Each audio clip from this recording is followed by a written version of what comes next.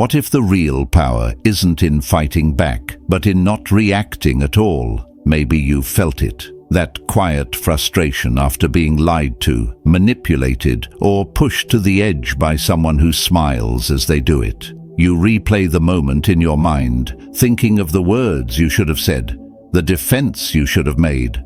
But deep down, you know none of it would have mattered. Because people like that don't play fair. They don't seek understanding. They seek control. And the moment you react, they win. That's the game. They want your attention, your anger, your confusion, because if they can shake your peace, they still have access to you. But there's another way, a quieter way, one that doesn't rely on shouting or proving anything. It's not about revenge, it's about restraint. It's not about confrontation, it's about clarity. The kind of strength that Stoics lived by, the strength to hold your center, even when the world around you tries to pull you out of it. In this video, we'll explore how that kind of silence becomes your sharpest edge, and how discipline, not emotion, turns the tables. Take a breath. Let's walk through it together. 1. Evil wears a smile. It never begins with the storm. It begins with the stillness before it, with a smile that feels warm, with eyes that seem to understand you in ways no one else has. That moment, the one that feels like connection, is the most dangerous one of all. Because evil doesn't rush in shouting. It studies, it waits, it wraps itself in familiarity. And when it finally strikes, it already knows exactly where to hurt you. That's what makes it so effective. You think you're falling into safety, but what you're actually giving away is a blueprint to your mind. Marcus Aurelius once wrote, "The nearer a man comes to a calm mind, the closer he is to strength."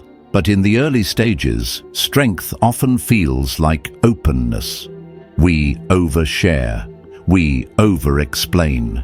We try too hard to be understood, to be seen, and every emotional confession, every visible wound becomes information. You are unknowingly handing ammunition to someone who has no intention of protecting your peace. There's a pattern behind it. Manipulators don't just act, they execute. Like strategists on a battlefield, they follow 4 silent phases. First, idealization. You're the one, you're different, you're finally understood. This emotional hook is designed to bypass your defenses. Second, subtle control. They begin to question you, softly, framing control as care. Third, devaluation. You're too sensitive, too much, and you begin to doubt yourself. Fourth, chaos and control. They withdraw, punish with silence, and confuse you until you beg for their approval. This isn't love, it's leverage, and the more emotional you become, the tighter their grip. But what if you chose a different response? What if instead of reacting, you observed? What if you replaced instinct with strategy? Most people think power comes from what you say or do. But the Stoics knew it's what you don't do that often reveals your real strength. The world may provoke you, twist your words, weaponize your kindness. But no one can control the man who has mastered himself. So what's the counterattack to manipulation? Not louder arguments, not proving your worth. It's emotional intelligence. It's the ability to remain untriggered when someone is actively trying to push your buttons. When your reactions no longer serve as fuel, their strategy collapses. Marcus Aurelius said, "You have power over your mind, not outside events. Realize this, and you will find strength." That's not just a quote to admire. It's a manual for psychological warfare. Because the calmer you become, the more they unravel. The moment you stop giving them predictable reactions, you stop feeding their control. You move from puppet to master, and the strings fall away. Samantha, a gentle soul, known for her compassion, once met Leo. a charming but covert manipulator. He praised her insight and emotional depth, but slowly those praises became criticisms. "You're too emotional. Why can't you just move on?" She tried to fix things, tried to explain, but every explanation gave him more power, until one day she stopped. She said nothing. She simply refused to play. And Leo, deprived of his favorite game, unraveled. That's the power of inner stillness. That's what the Stoics meant by discipline, because when your boundaries live inside you, no one can cross them, not even the person you once trusted most.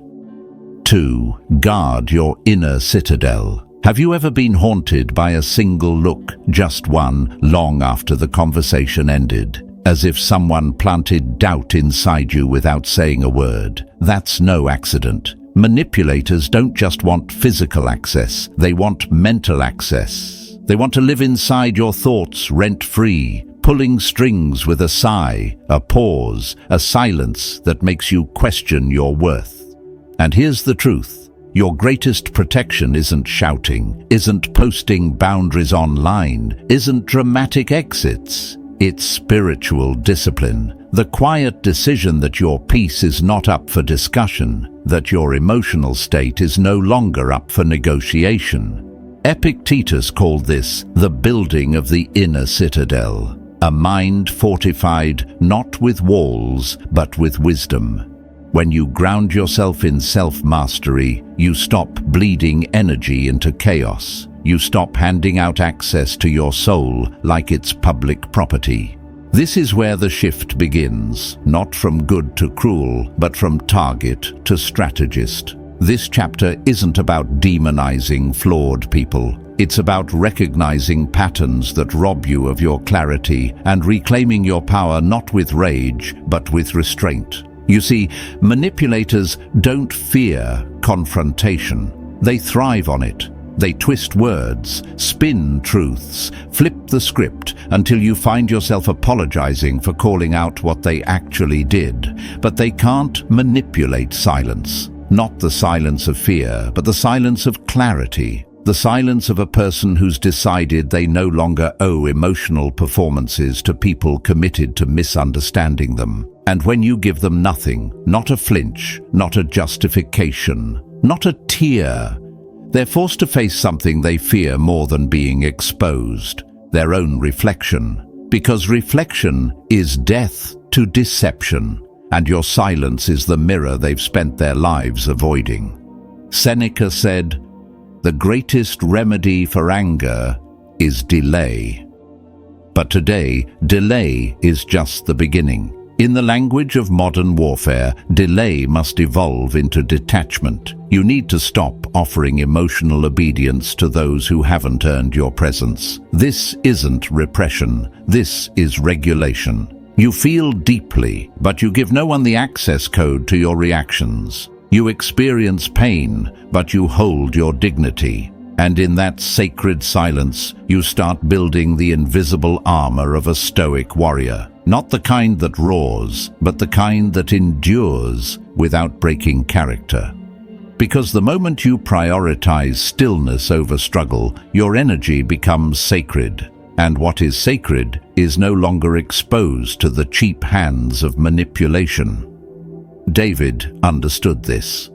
A corporate manager with a sharp mind but a soft heart, he found himself continually undermined by a colleague who played the victim and twisted every disagreement into drama.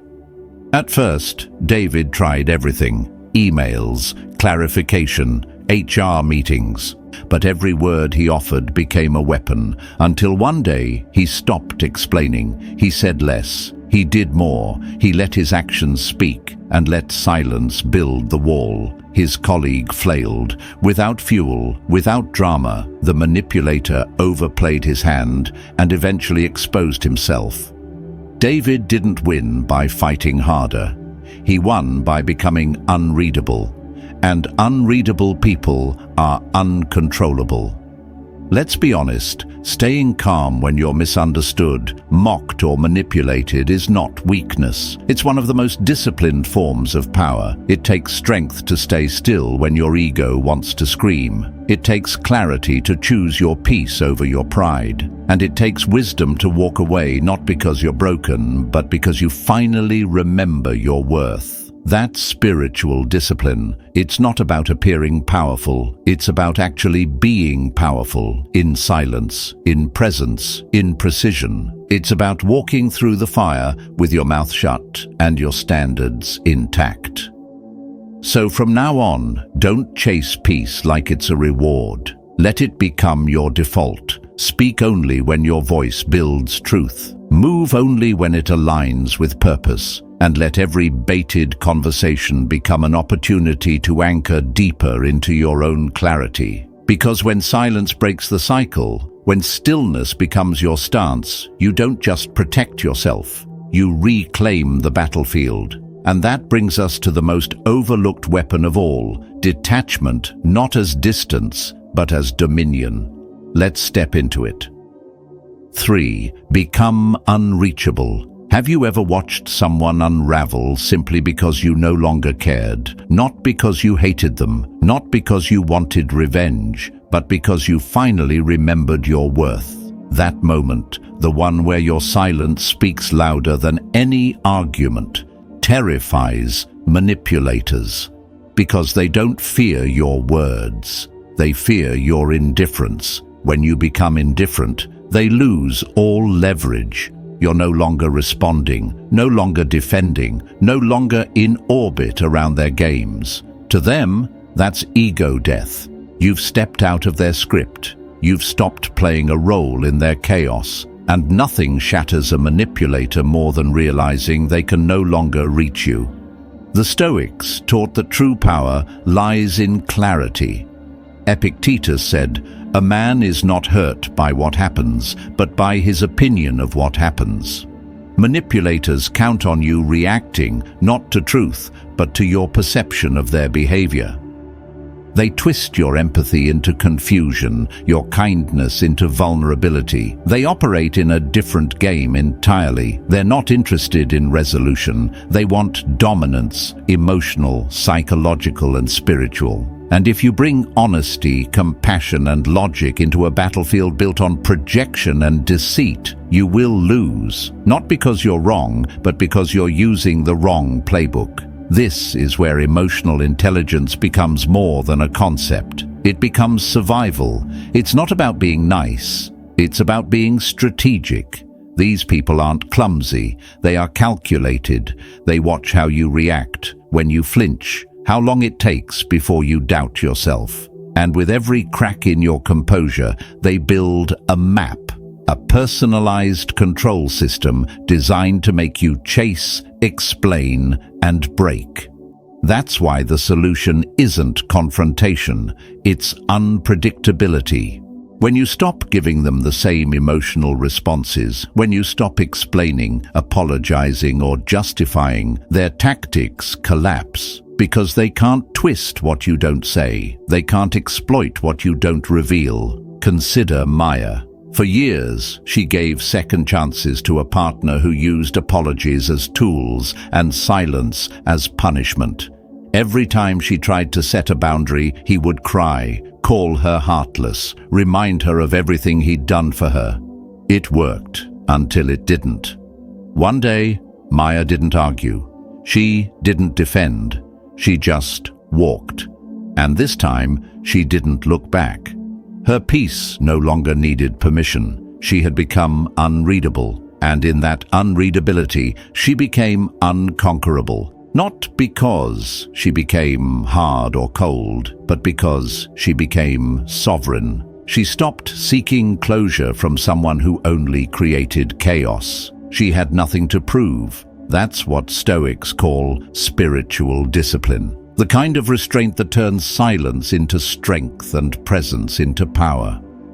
You don't need to become heartless to be free, but you do need to become impenetrable, not by closing your heart, but by choosing who gets to see it. That's what a psychological boundary is. It's not a wall, it's a gate guarded by your clarity. And manipulators hate gates. They thrive in open wounds. They thrive when you let them back in under the illusion of kindness or the guilt of leaving. But once you stop reacting, once you stop needing them to understand, you rise above the board. You're no longer a piece, you're the player, and that changes everything. So here's your new strategy. Replace over-explaining with a clear sentence, followed by silence. Replace taking the bait with a calm pause and a walk away. Replace endless chances with a simple rule. Patterns matter more than promises. These are not just behavioral shifts. These are psychological signals. You are no longer available for manipulation. You are no longer running their script. You've rewritten your own. And when they try to reel you back in with guilt, tears, or half-healed stories, remember, you don't owe your peace to anyone who profits from your pain. You don't owe your energy to anyone who treats your compassion like currency. This isn't about being less kind. It's about being less available to the people who weaponize kindness. And in that stillness, you become something rare. You become a warrior, not with swords, but with stillness. Not through revenge, but through radiant, quiet clarity. Now let's step deeper into the battlefield, not to fight harder, but to stop playing altogether. The most strategic move is coming next. 4. Guilt is the real trap. Have you ever stayed too long, not because you were happy, but because you felt guilty for wanting to leave? That quiet ache, the one where your compassion is used against you, is the invisible chain called trauma bonding. Psychologists gave it a name, but the Stoics, they called it something deeper, attachment to the wrong things. It's that loop where they hurt you, apologize just enough to keep you close, and then hurt you again. Not with open cruelty, but with confusion. Not with fists, but with silence, half-truths, and twisted affection. And if you're someone who leads with empathy, who sees the best in people even when they show you the worst, you're more likely to fall into that trap. Because the cycle isn't built on abuse alone, it's built on your integrity being used as a leash. Seneca once said, "No man is more unhappy than he who never faces adversity, for he is not permitted to prove himself." But today, adversity doesn't always show up as a storm. Sometimes it arrives as guilt disguised as love. A manipulator will cry in front of you. They'll tell you they didn't mean it, that they're broken, that they'll change. And your heart, your beautifully human heart, will want to believe them. Because good people believe in hope, not patterns. But here's the Stoic truth. Hope is not a strategy, and guilt is not a reason to stay. Choosing peace is not unkind. Choosing clarity is not cold. It is spiritual discernment. It is the moment when you realize that not every tear is real, not every apology is change, and not every "I love you" is love. Consider Elena. She had a gift for understanding others. She could see pain in people no one else noticed. She thought that made her strong, but it also made her a target. Her partner Mark knew this. He was a master of the guilt game. Whenever Elena tried to leave after being belittled or gaslit, he'd collapse into sorrow. "You're leaving me when I need you most." And each time she stayed, until one morning something shifted. He said again, "You've changed," hoping to reel her in. But this time, Elena smiled. Exactly. And that was it. She didn't yell. She didn't explain. She packed her things, closed the door, and reclaimed her spirit. That's not heartlessness. That's wisdom. That's the moment she stopped being a prisoner of guilt and stepped into the clarity of a warrior. Let's break down how guilt becomes a weapon. It often sounds like, "I said I was sorry. What more do you want?" Translation: I want your forgiveness without earning it. or "You're too sensitive." Translation: "You caught me, now I'll make you doubt yourself." Or the classic, "You've changed." Translation: "You're no longer easy to manipulate, and I hate it." These are not invitations to connection, they're performances, and they deserve silence, not sympathy, because self-worth isn't arrogance, it's alignment. Walking away doesn't mean you think you're better than them. It means you've stopped sinking below yourself just to make the relationship float. You don't need to scream. You don't need to convince them of anything. You don't even need closure. What you need is to choose yourself fully, fiercely, finally. That's emotional efficiency. That's high-performance clarity. Because the truth is, manipulators don't want your love. They want your reactions, your energy, your confusion. That's how they feed. So when you stop reacting, they panic. When you stop explaining, they lose control. And when you go silent, not out of weakness but out of mastery, you become unreadable. And unreadable people, especially those with warrior hearts, are impossible to control.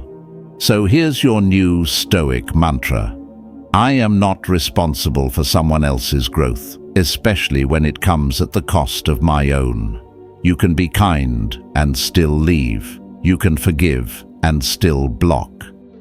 You can love and still say, "This ends here." Let them call you cold. Let them say you abandoned them, because those who thrive on your silence will always be the loudest when you finally speak with your actions. But remember this, compassion without clarity is self-abandonment. And no one is worth losing yourself for. You don't need to become harsh to protect your peace. You just need to become unshakably clear. If it costs your self-worth, it's already too expensive. So when guilt knocks on your door, don't answer with explanations. Answer with alignment. Let your energy return to you. Let your silence say everything. And if this message resonates, pause and breathe, then type clarity in the comments below. And if you're ready to protect your energy with grace, subscribe and walk with us deeper into the Stoic path. Because in the next part, we'll go beyond emotional traps and uncover the strategy that breaks the cycle for good. 5. Detachment is strategy. Have you ever felt like someone was living inside your head, triggering you without saying a word? Just a glance, a pause, a silence, yet it spins your mind for hours. That's not a coincidence, that's design. Evil doesn't always roar. Sometimes it whispers just enough to keep you off balance. And the only defense in a world that thrives on provocation is detachment, not the numb kind, not bitterness in disguise, but what the Stoics called the art of guarding your mind. Marcus Aurelius reminded us, you have power over your mind, not outside events. Realize this, and you will find strength. Detachment is that realization in motion. It means seeing clearly without reacting, feeling everything but giving nothing away until your clarity is intact. You don't enter storms that were never yours to fix. You don't chase connection with someone who feeds on confusion. That's not weakness, that's wisdom. Detachment, in its highest form, makes you unreadable. And manipulators, emotional predators, they fear the unreadable because they depend on your reactions, your explanations, your defenses. They don't want truth. They want emotional visibility. They test your limits not to understand you, but to weaponize what they find. But the moment you stop over-explaining, stop defending your boundaries, stop giving them scripts, they face a mystery. And manipulators don't know what to do with a mystery. That silence, it's not empty, it's loaded. It's concentrated power. When you withhold your energy, they're left to wrestle with the vacuum of their own mind. That's not punishment. That's psychological redirection. You're not running. You've simply stopped showing up to the game they designed to exhaust you. This is where you move from victim to strategist, from peacekeeper to warrior. And like any master tactician, you operate on 3 levels. First, mental detachment. No more replaying the moment, rewriting your words, or trying to win retroactive battles in your mind. Let the moment die. Second, emotional detachment. You no longer need to label them evil or broken. Just recognize they're unfit for your inner circle. No malice, just distance. And third, spiritual detachment. Let go of the fantasy that closure comes from them. It doesn't. It's an internal event. It happens the moment you stop needing their remorse to move forward. Once all 3 align, you don't just regain peace, you become a fortress of it. Take Caleb, for example. After months of subtle manipulation from a business partner, gaslighting, backhanded compliments, shifting blame, he realized the dynamic wasn't broken, it was built that way. Instead of confronting or exposing the man, Caleb did something far more disruptive. He disengaged. No dramatic exit, no long emails, just calm withdrawal. He stopped reacting, stopped explaining, stopped giving updates. And the silence shattered his manipulator. The man flailed for attention, tried to provoke, tried to bait him back into drama, but it didn't work. Caleb had become unreadable, not cold, clear, and that clarity, it dismantled the entire facade without a single confrontation.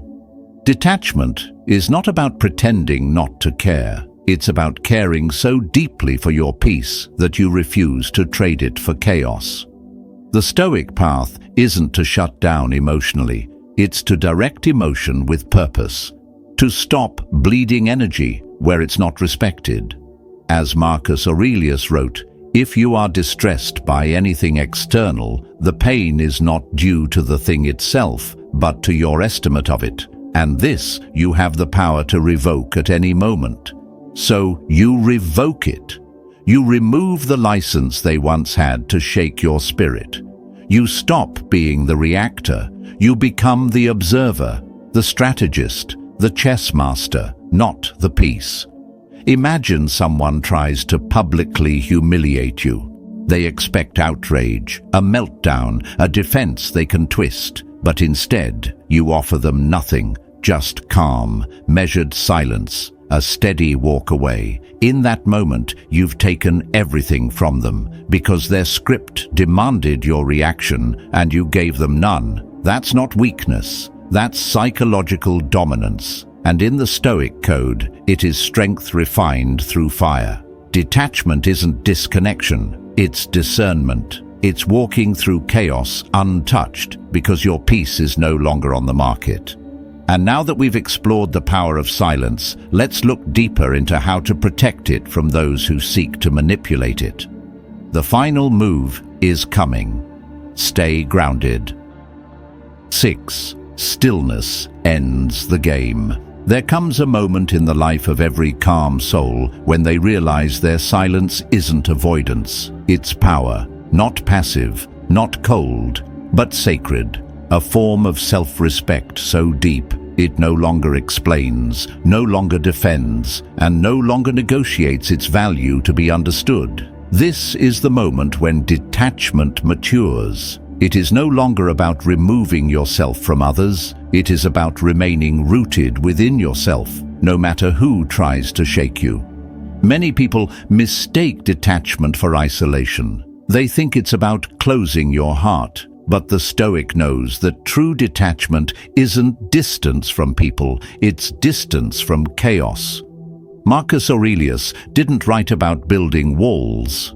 He wrote about building inner alignment. The fortress isn't around you, it's in you.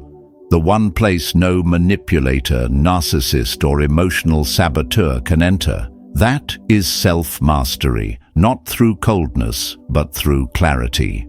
You see, manipulators aren't always trying to get back into your life. Sometimes they're just testing to see if they still control your emotions. A glance, a message, a memory. They want to see if they still matter, not to reconnect, but to re-enter. And if you respond, even slightly, they win. Why? Because they're not looking for love. They're looking for proof. Proof that their ghost still haunts your peace. But when you don't react, when you don't reach back, don't explain, don't justify, what they find is a locked gate guarded by something far stronger than anger. Stillness. Imagine someone who once knew exactly how to make you spiral, whether with guilt, flattery, or absence. And now, they try again, and they meet silence. Not the silence of resentment, but the silence of someone who no longer lives in that emotional room. That's when they realize they've lost not just access to you, but access to who you used to be. And that loss to them is unbearable. Because it reveals the one thing they fear most, that you no longer need them, not even to heal. Seneca said, "We suffer more in imagination than in reality." And the modern Stoic knows this suffering often comes from rehearsing conflicts that no longer serve us. From revisiting conversations we've already outgrown. From trying to offer clarity to people who only speak confusion. But your mind is sacred ground. You don't let every memory take root. You choose what stays. You choose what grows. And most of all, you choose what never gets to enter again. Take the example of Jordan. After years of being drained by a close friend who disguised manipulation as concern, he finally chose silence. No dramatic exit, no passive aggression, just space. Real, unapologetic space. And when the messages came, "Why are you distant? Don't you miss what we had?" Jordan didn't reply. He didn't need to. His silence said what his soul already knew.